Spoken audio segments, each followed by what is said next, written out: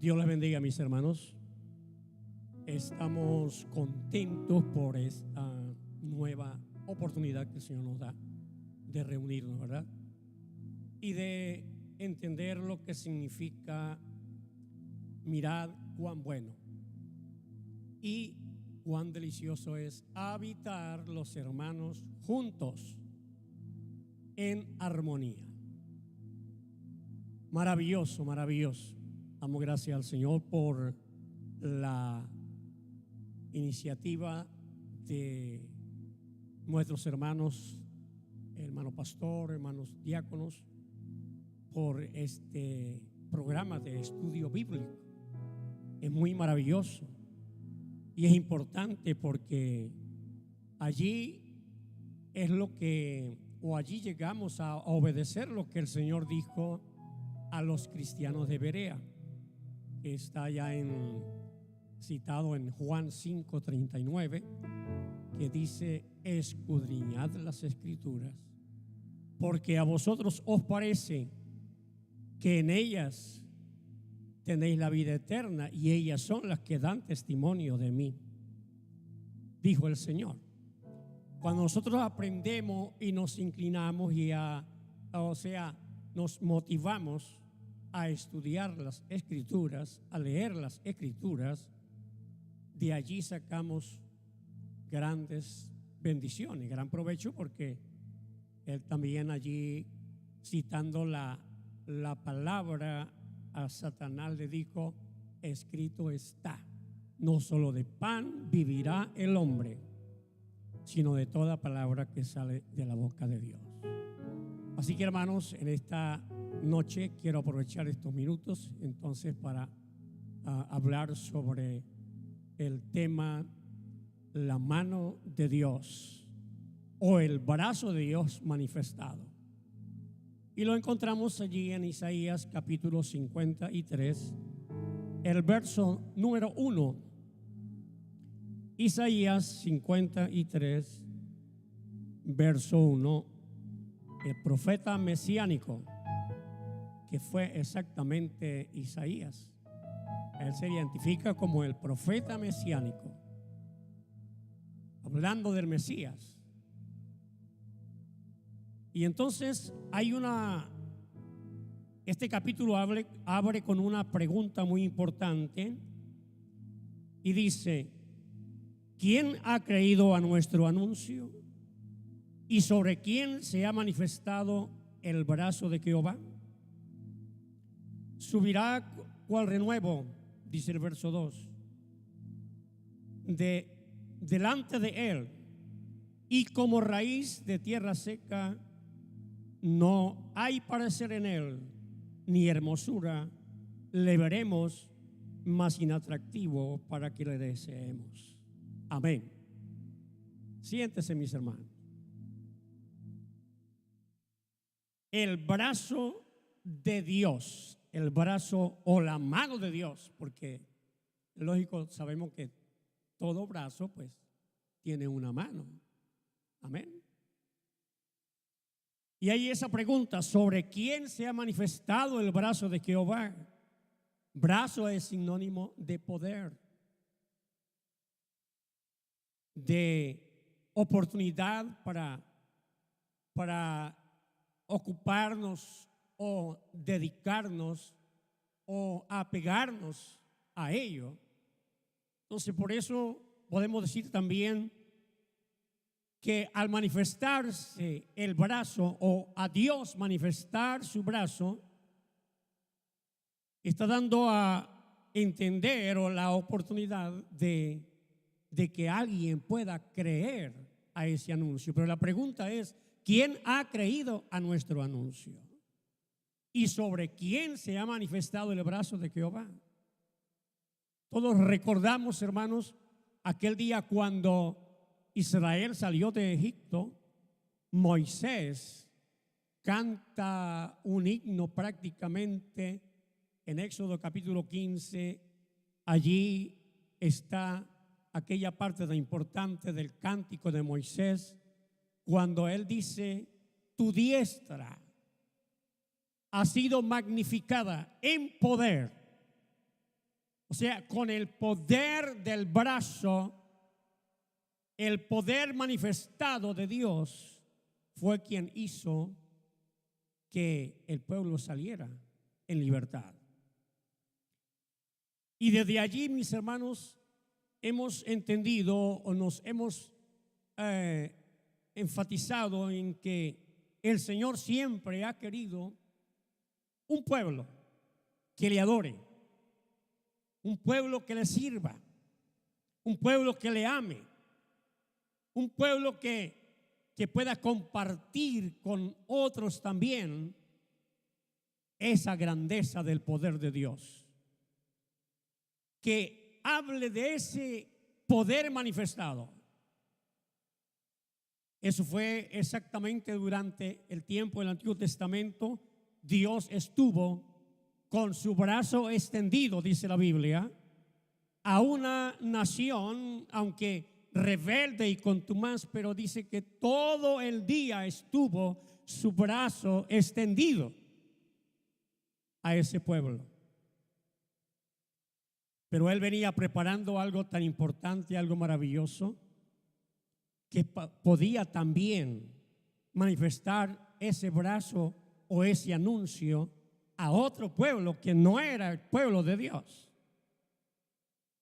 Y para aquel pueblo, para aquel tiempo, por el Antiguo Testamento, solamente estaba un brazo extendido o manifestado.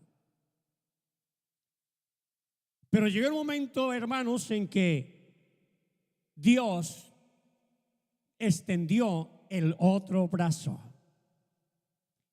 ¿Cuándo y dónde? En la cruz del Calvario.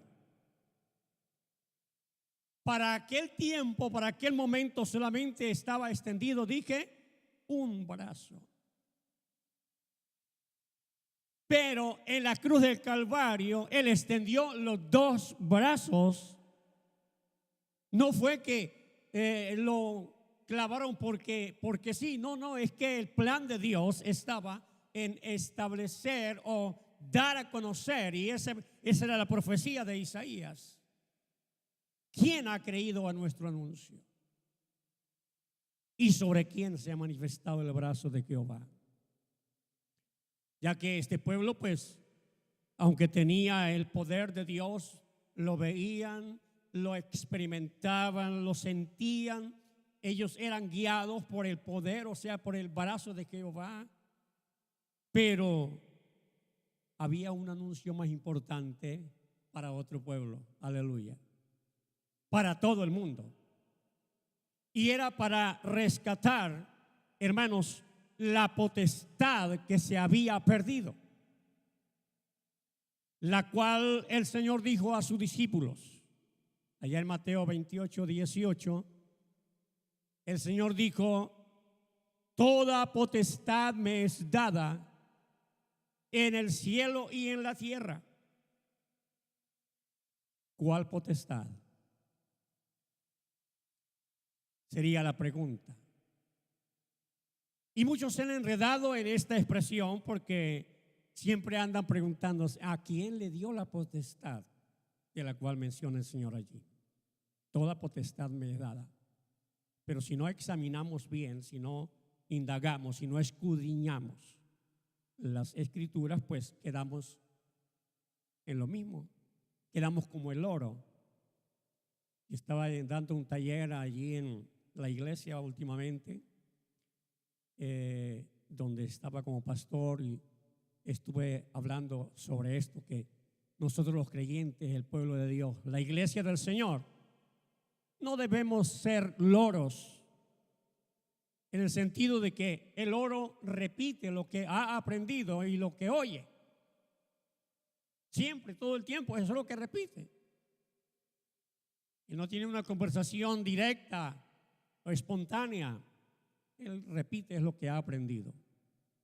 Y muchas veces nosotros los creyentes, hermanos, no conociendo el poder de Dios, el poder del brazo manifestado de Dios, llegamos a la congregación, nos convertimos, nos bautizamos y oímos la palabra, aprendemos de vez en cuando un versículo de la palabra, pero más nada. Y como oímos que citan un versículo, así lo seguimos citando nosotros también. Por ejemplo, he oído y todo el tiempo, hermano, la expresión del Salmo 150, el último versículo, la última parte del versículo. Nos gusta citar aquello porque cuando queremos que todos alaben a Dios, dice, por ejemplo, todo lo que respire. ¿Ve? Citamos así. Pero ojalá que usted pueda dirigirse ya a esa expresión. Dice, es todo lo que respira. Amén. Note el valor que pierde una expresión de la palabra cuando cambiamos una letra o tal vez le quitamos el acento a una expresión. Pero hay que tener cuidado sobre esto, hermano, porque nosotros tenemos que valorar lo que se ha manifestado a nuestras vidas. Ya dijimos, es el poder del brazo de Dios. Y es para que nosotros no sigamos ciegos, sino que para que, bueno, nuestros ojos se han abierto por el poder de Dios. Porque hoy vemos, como dijo Pablo, antes veíamos como algo así, como en un espejo, en algo así parecido, pero dice, ahora vemos claramente. Porque el Señor, a través de su poder, a través de su brazo extendido, a través de su mano manifestada sobre nuestras vidas, ha abierto nuestros ojos para que veamos la luz de la vida. Y al inclinarnos a leer la Escritura, pues leerla bien y a aprender más a crecer. Gloria al Señor. Hablamos acerca de la potestad. ¿Qué potestad fue la que el Señor recuperó así, hablando a sus discípulos? La potestad que tenemos allá en Juan 1:12, que dice que a los que creen en su nombre le dio potestad de ser hechos hijos de Dios. Porque esa potestad se había perdido. Esa potestad de ser hijo de Dios se había perdido. Satanás se la había robado prácticamente, se la había hecho perder a Satanás allá en el huerto, porque dice la palabra del Señor que el hombre fue creado y el Señor le ordenó que se enseñorease sobre todo lo que él había creado. Entonces Satanás se sintió celoso de ello porque eso era lo que él quería. Tener potestad, tener dominio, pero como él no podía ya ni siquiera pensar en ser hijo de Dios, porque ni siquiera los ángeles han recibido ese título, esa potestad de hijo. ¿A quién de sus ángeles dijo Dios, tú eres mi hijo? Dice la palabra. En cambio nosotros, hermanos, recibimos esa potestad, que sería patria potestad, de tener un padre, gloria al Señor. Aquella que se perdió, porque prácticamente desde allí, desde el principio, Satanás quiso de varias formas y maneras, porque en Abel venía la descendencia y la potestad de ser hecho hijo de Dios. Pero Caín acabó con Abel, ¿verdad? Pero Dios dio otro hijo a Adán llamado Set, el cual pues da a entender la descendencia de los hijos de Dios. Eso lo expresa el capítulo de Judas en la epístola. Y allí está hablando de que, bajando pues en cuanto a la parte importante que también la escribe Lucas, Mateo y todos ellos, hablan acerca de la genealogía. Pero allí Judas habla bien cuando llega a Seth, prácticamente hijo de Dios, porque enumera, hablando de Enoc, que vivió 365 años y desapareció porque se lo llevó Dios. Él vivió esos 365 años fielmente sirviendo a Dios, y Judas lo presenta como el séptimo de Adán, o sea, desde Adán. Bueno, esos eran los que pertenecían a la parte que hijos de Dios, mencionados allá en Job. Hay una doctrina que enseña que cuando se refiere a hijos de Dios, era a los ángeles caídos en ese caso, y que ellos fueron los que, según Génesis capítulo 6, se allegaron a las hijas de los hombres, viendo que las hijas de los hombres eran hermosas, dice que le engendraron hijos, y que los cuales llegaron a ser gigantes. Pero resulta que los hijos de Dios, aunque aparentemente quería o quiso desaparecer aquello, ya dijimos, el enemigo trabajó tremendamente, pero no desapareció, porque estuvo allí, gloria al Señor, un remanente que servía a Dios, que adoraba a Dios. Lo que sí se había perdido por algún tiempo fue la adoración a Dios directamente en la tierra. La raza humana se contaminó tremendamente y se perdió la adoración a Dios. Pero un día alguien, ya dijimos, alguien se manifestó como el brazo de Dios para buscar lo que se había perdido.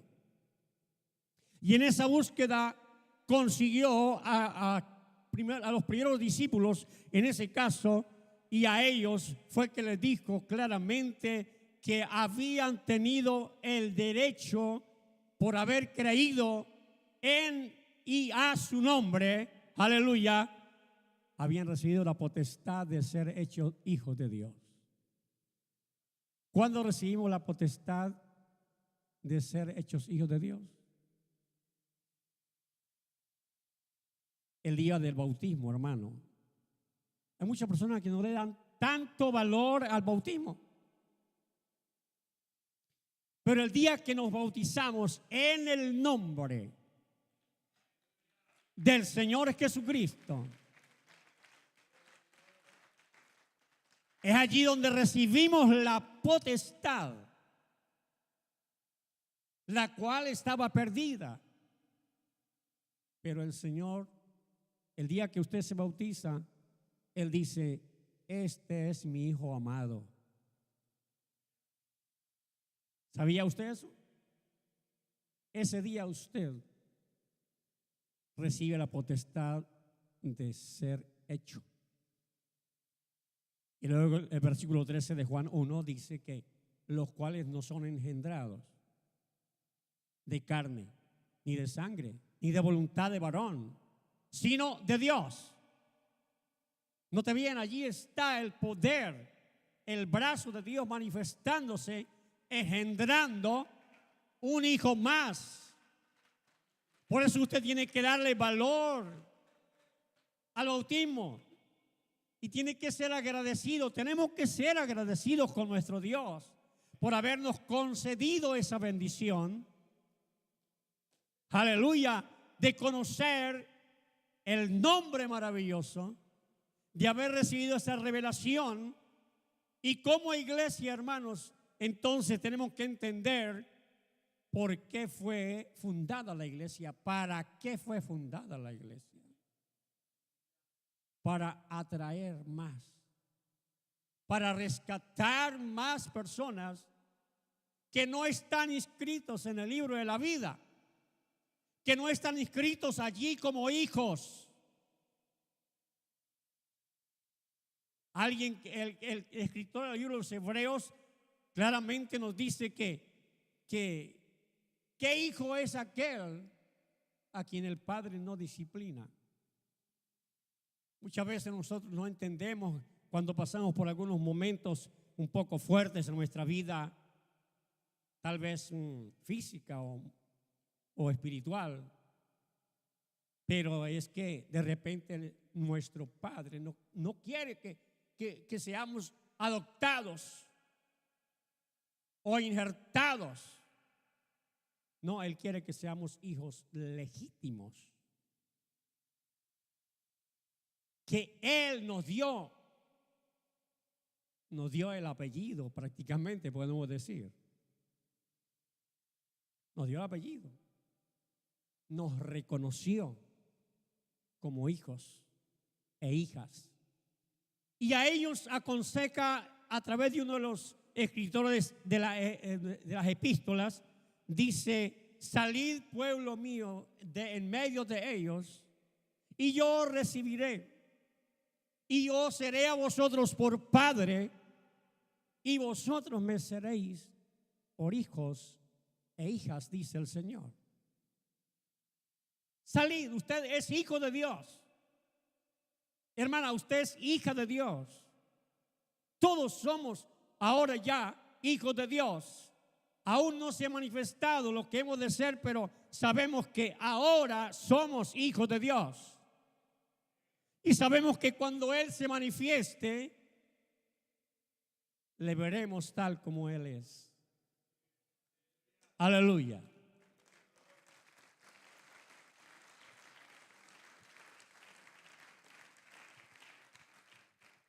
Qué maravilloso es esperar ver a ese nuestro Padre. Y tomando o siguiendo con el punto importante por el cual el Señor fundó una iglesia, creó una iglesia prácticamente, es con el propósito de que cada día se añadan más y más. Y de entre ellos el Señor, a través de su mano poderosa, que toda mano tiene 5 dedos, ¿verdad? El número 5 es número de gracia.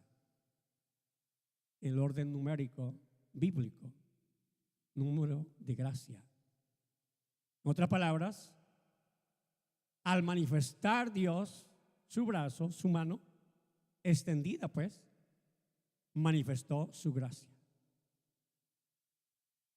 Y entonces nosotros hemos recibido de gracia, ¿verdad? ¿Qué tenemos que hacer? ¿O qué dice la palabra? De gracia recibisteis, dad de gracia. Es responsabilidad de usted como hijo, ahora como hijo de Dios, dar entonces, compartir, salir, evangelizar, rescatar las almas que podamos, hermanos.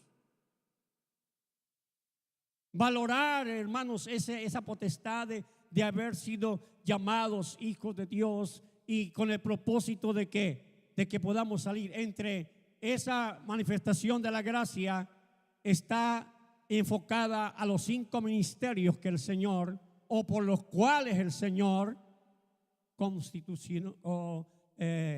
dio la constitución de la iglesia prácticamente. La constitución de la iglesia. Porque Él dijo allí, a través del Evangelio de Mateo, está hablando está hablando de la iglesia, y dice: y sobre esta roca edificaré mi iglesia. Tú eres Pedro, hablándole a Pedro, ¿no? Tú eres Pedro, pero en ese momento dice: sobre esta roca edificaré mi iglesia, y las puertas del Hades no prevalecerán contra ella. Ya Él había hecho todo el trabajo, todo lo que necesitaba hacer para establecer o institucionar una iglesia. Ya Él lo hizo. Y al instituir la iglesia o fundamentarla, Él, dice la palabra, que constituyó a unos apóstoles, que simboliza el dedo gordo, como se dice, ¿no? Que haciendo así, el lenguaje de las manos, ¿no? Haciendo así, ¿qué está haciendo usted o qué está diciendo? ¿Qué percibe? Cuando alguien te hace así, ¿ah? Firmeza, ¿verdad? Aprueba, aprobación. Entonces, eso simboliza a los apóstoles. Por eso alguien, o sea, escribiendo los Efesios, Pablo mismo dice, edificado sobre el fundamento de los apóstoles y los profetas. Amén. Cuando hablamos o habla el texto allá en Efesios 2:20, dice claramente sobre esa parte. Y otro versículo de mismo Efesios dice, por gracia sois salvos, y esto no de vosotros, sino que es don de Dios. Por gracia, por el brazo manifestado, por la mano abierta de Dios que la manifiesta. Aleluya. Entonces dijimos, este dedo simboliza apóstol, profeta, evangelista, pastor y maestro. Allá eso lo vamos a ver en Efesios capítulo 4, versos 11 y 12. Dice que constituyó a unos apóstoles, a otros profetas, a otros evangelistas. ¿Por qué el dedo corazón, podemos decirle, simboliza al evangelista? Porque el ministerio del evangelio, de evangelizar, es grande, es más grande que todos los otros ministerios prácticamente.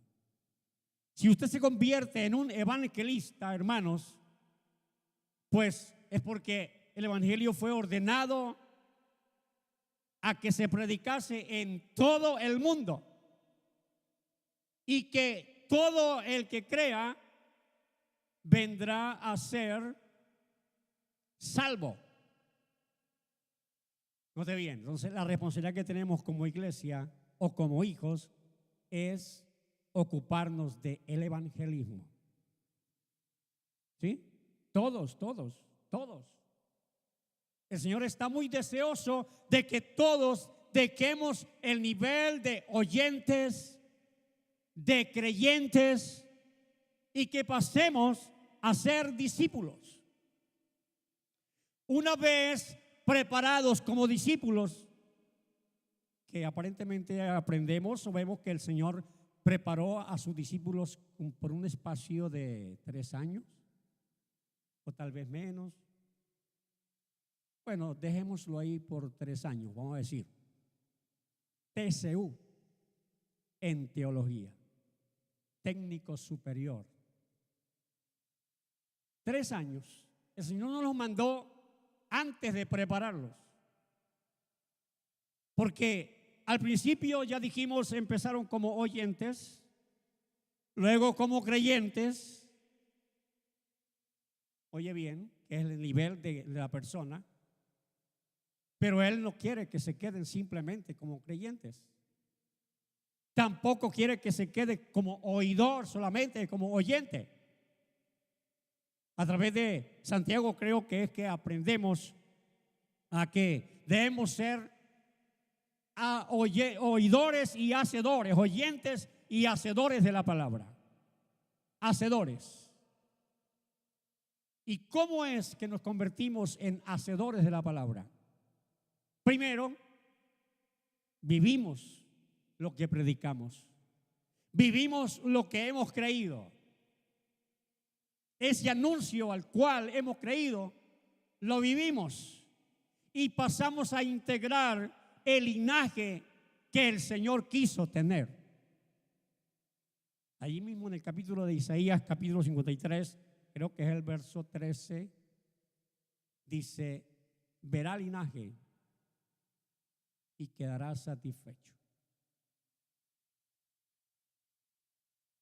Porque ese era el anhelo de manifestar su brazo, su gracia, era porque él quería linaje. ¿Qué es linaje? ¿Ah? Descendencia. Y quedará satisfecho. Entonces él desde allí, a través de ese profeta, está invitándonos a entender que no debe quedar la gracia o el brazo o la mano de Dios manifestada en algún lugar, en algún espacio. No, debe estar funcionando dentro de la iglesia para que haya más y más linaje escogido, linaje adquirido.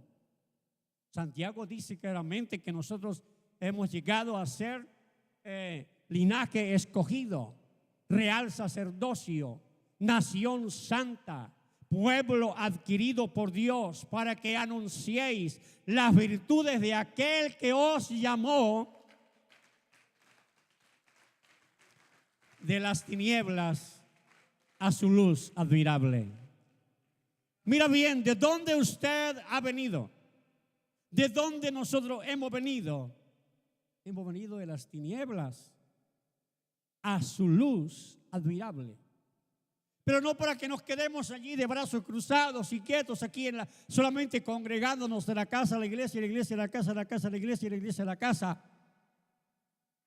No, yo tengo que buscar la manera, la forma de traer a alguien más. No es que yo no soy evangelista, yo no tengo palabra. Bueno, eso lo dijo Moisés a Dios, ¿no? Que no se sentía en capacidad, pero es que de todas maneras entre las responsabilidades que Dios, o sea el Señor, da a su iglesia, allí dio una parte muy importante entre los últimos, dice los que ayudan. Los que ayudan. Tal vez usted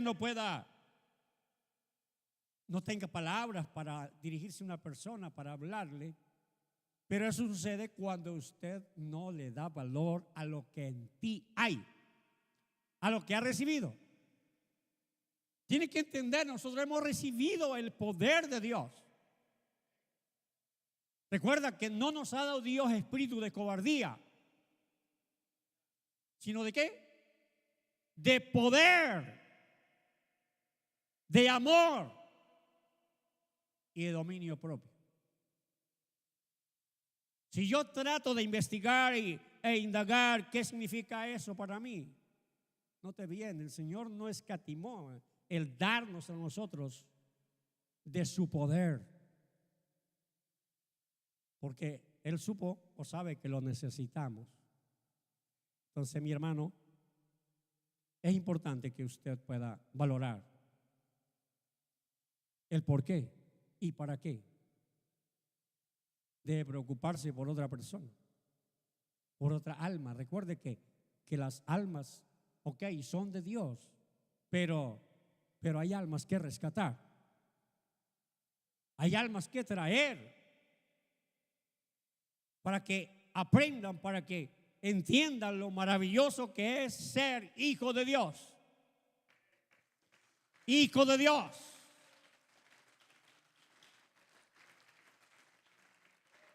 Y no es en vano, hermano Agustín, no es en vano permanecer en la iglesia, guardarnos como hijos amados de Dios, porque tenemos una herencia maravillosa.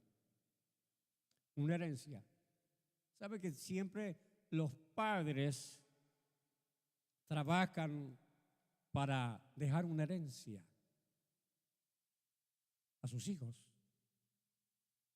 A ellos no les interesa si se van a desgarrar las ropas peleando por la herencia ni nada. Lo importante es dejar una herencia.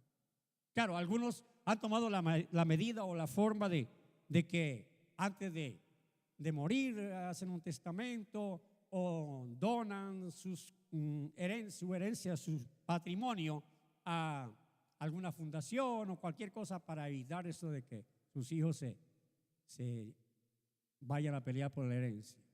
Pero Dios no es así. Dios nos ha prometido una herencia maravillosa en los cielos y es la vida eterna. Usted fue llamado, ha entrado y sabe qué es el reino de los cielos, aleluya, y entiende claramente porque es hijo de Dios ahora. Entonces es importante que podamos nosotros valorar ese privilegio. Si una persona se esfuerza, se motiva a ganar un alma, ¿qué tiene que hacer los demás hermanos de la iglesia? ¿Ah? ¿Qué tenemos que hacer? Valorar a aquel que llena, al que viene, pues. Quiero que sepa lo que significa ser iglesia del Señor, hijo de Dios, habiendo recibido ese poder, esa manifestación gloriosa de Dios. Mira lo que tiene, lo que es o debe ser la iglesia. Es recibir a los que llegan. Amén. Comportarnos a la altura. Darle ejemplo, darle testimonio. Amarle. Poner en función uno de los 4 poderes o fuerza del amor. Recuerda que Dios es amor, ¿no? Pero hay algo importante acerca del amor y es que tenemos el amor ágape, el amor filial, el amor fraternal, y hay algo muy importante. Cuando el amor filial no funciona muy bien, hablando ya con la iglesia, el amor fraternal tampoco. Se necesita poner en función todo ello.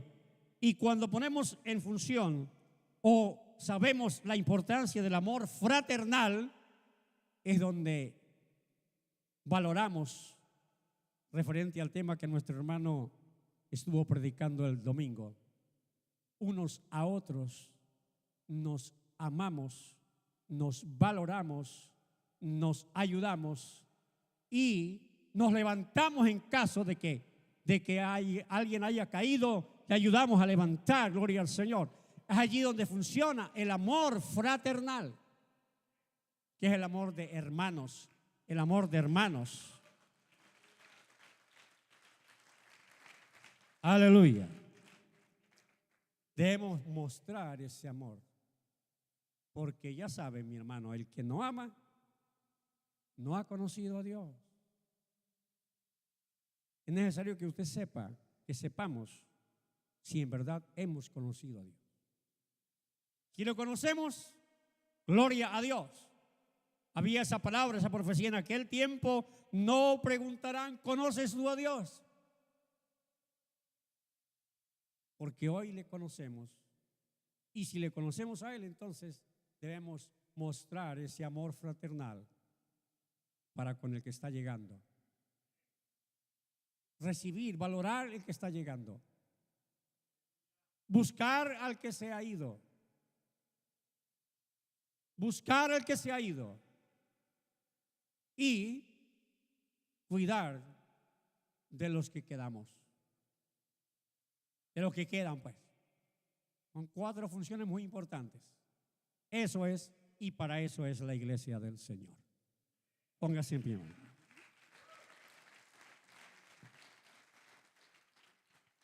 Aleluya, aleluya, aleluya. Gracias, bendito Salvador, en esta hora. Gracias por tu palabra, Señor Jesús, por enseñarnos el valor de ser hechos hijos tuyos. Aleluya, porque descendiste a lo más profundo de la tierra para reclamar o recoger esa llave, esa autoridad, esa potestad de ser hechos hijos tuyos. Y nos las diste, oh Dios, porque eso de que bajó no es sino que también ha subido por encima de todo, aleluya, y ha dado dones a los hombres, ha dado esa maravillosa potestad de ser hijo tuyo, además de desempeñarse en cualquiera de los ministerios por los cuales estableció tu obra, Señor. Aleluya. Ayúdanos para enfrentar cualquier situación como evangelistas. Aleluya, llevar tu palabra, tu mensaje a muchos que te necesitan aún todavía. Aleluya, pon ese sentir en cada hermano. Aleluya, aleluya, aleluya, aleluya.